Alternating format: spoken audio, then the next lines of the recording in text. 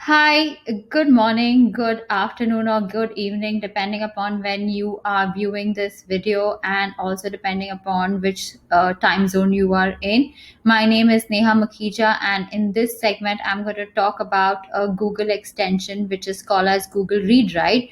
Google Read&Write is an accommodation that is extensively used by most of the school around the globe to help students who have reading or writing difficulty. It can be easily used on a desktop, on a iPad, or even on a laptop, irrespective of whether you are using a MacBook or you are using a Chromebook. It works very well on any device.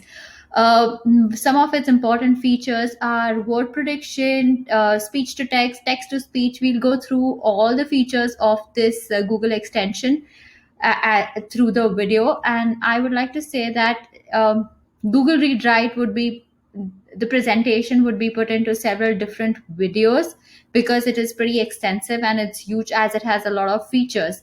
So to begin with, let's look at how can you install Google Read Write, or where you can find Google Read Write. Google Read Write can be found in the web store. Once you get into the web store, on the search bar, again, just like how we did for Open Dyslexic Font, in your search bar, you need to type in read and write. If you put an and as you spell it out, and, it won't work. If you use the other end, it is something that will take you to this option. It will open to this page. Google Read Write, what you need is this purple color one with Read and Write written for Google Chrome. And once you install it, what you need to do is just click on it. Once you click on it, it will give you an option of install. For me, it is showing uninstall because I already have it stored onto my iPad. I use it on the iPad. I use it on my MacBook. It can be easily used and navigated. It's not very difficult. Once you install it, this is how on the top bar on your toolbar it will be seen. It's like that jigsaw puzzle, again, like that tiny purple jigsaw puzzle on the top. So in this segment, I'm going to extensively talk about the reading feature of Google Read Write. So for that, what I'm going to do is on the Google search, say suppose if I am trying to research about rainforest, I go onto it and I'm going to go on to the National Geographic site. Um, yeah, we're going to wait for it to load. Once it is done and ready, what we're going to do is I'm going to click on this Google Read Write icon. If you can see, like a whole toolbar, a separate toolbar has opened up for me. So now each of these icons that you see on the top has a different function. And I'm going to just focus in this segment, as I said, only for reading. And the next segment that you will have available will talk about all the features associated with writing. The first thing that we are going to look at over here is the dictionary. There are two types of dictionary in Google Read Write.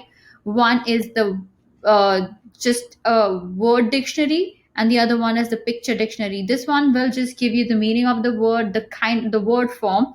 Let's go give it a try. For example, if I highlight the word rainforest and I click on this, see, it tells you that the word rainforest, it's a noun, a forest with heavy annual rainfall.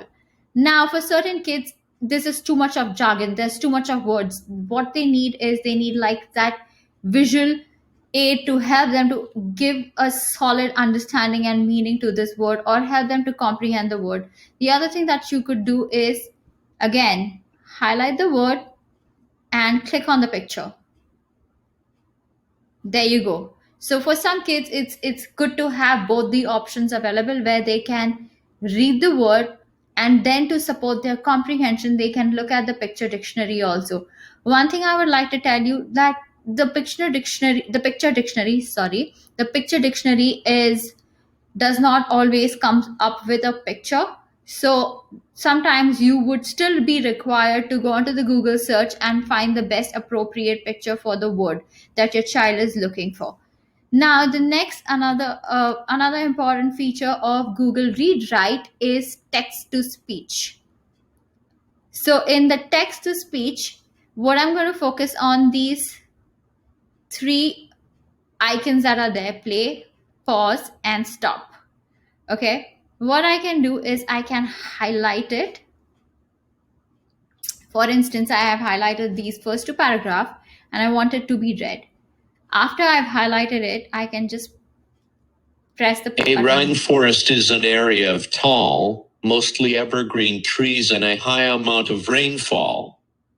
Rainforests are Earth's oldest living So I can pause it at any point of time and then go ahead, have the discussion with the student, and then again go back to systems, with some surviving in their present form for at least 70 million years. So you could see that I could easily play it again and pause it, have a discussion with the child, and then again go back into it.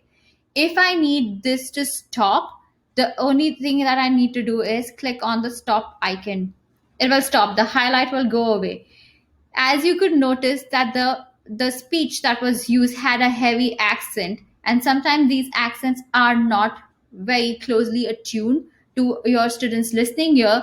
You have an option in Google Read Write setting to change the accent. You can also change the pace at which it has been read. You can have a male voice, you can have a female voice, you can have an American accent, you can have a British accent.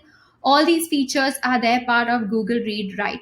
One important thing that I forgot to mention is that Google Read Write is a paid extension. You can get, like, you can install Google Read Write and start using it, but all the options will not be available.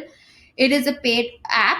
So if you are just buying it individually, it is $145 per year, and if you get it as a group, then it is like $12 per account. And if you are getting it for your entire school or for your entire district, then it is just $1 per account. If you are using an full version of Google Read Write, then it will once you set it up onto your device, then you need to just install it through your a Google email ID, and then you can use it irrespective of the number of email IDs you have, or even if you're using a Hotmail or a Yahoo, it is still very effective on that. Other features, I'm going to talk about it in a separate video.